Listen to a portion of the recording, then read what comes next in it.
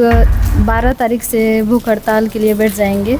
रायपुर तक पैदल गए, वहाँ से राजेश यादव जी के द्वारा झूठ बोल करके, यहाँ झूठा आश्वासन दे करके यहाँ बुला लिया गया कि हॉस्पिटल में इतने सारे पेशेंट होते हैं, अगर 2-4 लोग गिर के मर जाएंगे तो उसमें से किसको किसको वहाँ के गार्ड, डॉक्टर और हॉस्पिटल प्रबंधक लोग जो है किसको किसको बचाएंगे। हाँ, तो मिलेंगे और जब आप सूचना देंगे ना तो आपको एडवाइस भी करेंगे लोग।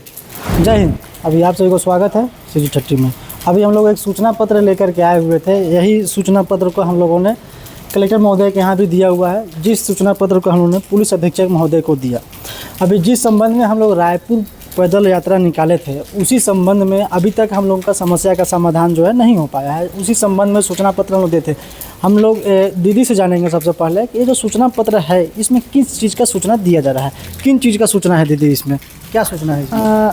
ऐसी बोलिए बिना पकड़े। मेरे माताजी का हॉस्पिटल से गिरने से मतलब मृत्यु हो गई थी। उसके लिए हम लोग पैदल यात्रा करके गए थे रायपुर। वहाँ जाने के बाद वहाँ कोई सुनवाई नहीं हुआ, इधर उधर घुमाते रहे, पूरा 2 मंथ हो गया। और फिर इसके लिए हम लोग भूख हड़ताल करना चाहते हैं। अच्छा, अभी आए संबंध का भूख हड़ताल के सूचना के संबंध में ही मतलब यहाँ पास आए हुए हैं। हाँ। कब से भूख हड़ताल के लिए बैठना है? हम लोग 12 तारीख से भूख हड़ताल के लिए बैठ जाएंगे। अच्छा। यहाँ रामपुर शहीद पार्क के पास।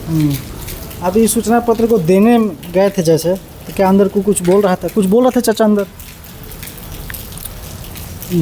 आप ही बताइए, क्या कुछ अंदर बोल रहे थे इस सूचना पत्र को जब रिसीविंग लेने के लिए गए थे तो?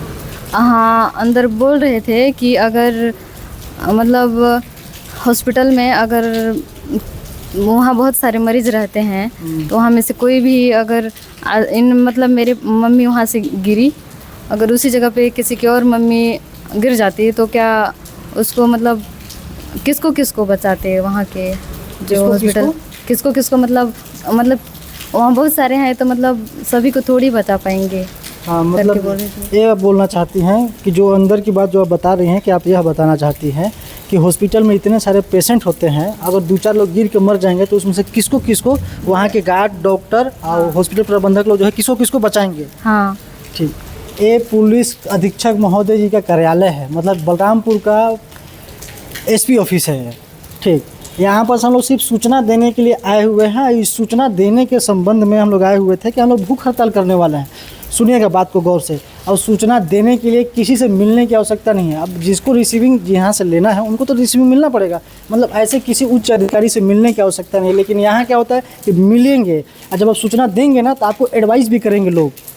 यहाँ के प्रशासनिक लोग एडवाइस करेंगे। समझिए कि प्रशासन के लोग बता रहे हैं, जैसे अभी दीदी ने बताया कि और 2-4 लोग गिर के मर जाएंगे तो किसका किसका हॉस्पिटल प्रशासन के लोग सुरक्षा करेंगे।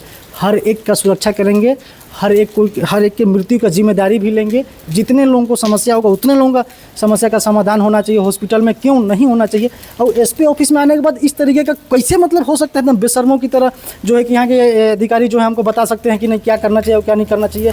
ये सब बात उचित नहीं है, ये न्याय संगत वाली बात नहीं है। न्याय संगत वाली बात किया जाए।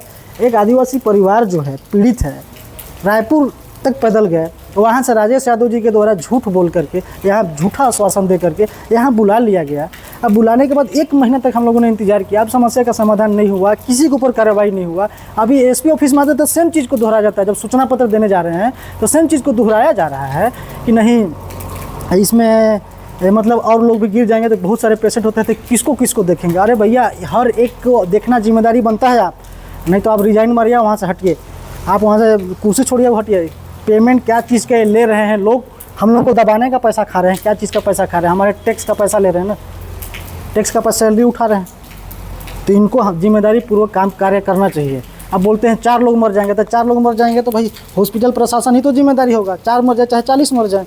अभी एक का मृत्यु हुआ जिस संबंध में न्याय नहीं मिल पाया है, 2 महीना हो गया। चलिए, अब हम लोग रविवार से जो है भूख हड़ताल पर बैठेंगे, सिर्फ पानी पिएंगे, खाना नहीं खाएंगे। चलिए, और इसी रिसीविंग को हम लोग, इसी सूचना को हम लोगों ने कलेक्टर मैडम को भी दे दिया हुआ है। अब बैठेंगे कल 20 परसों से। जय हिंद।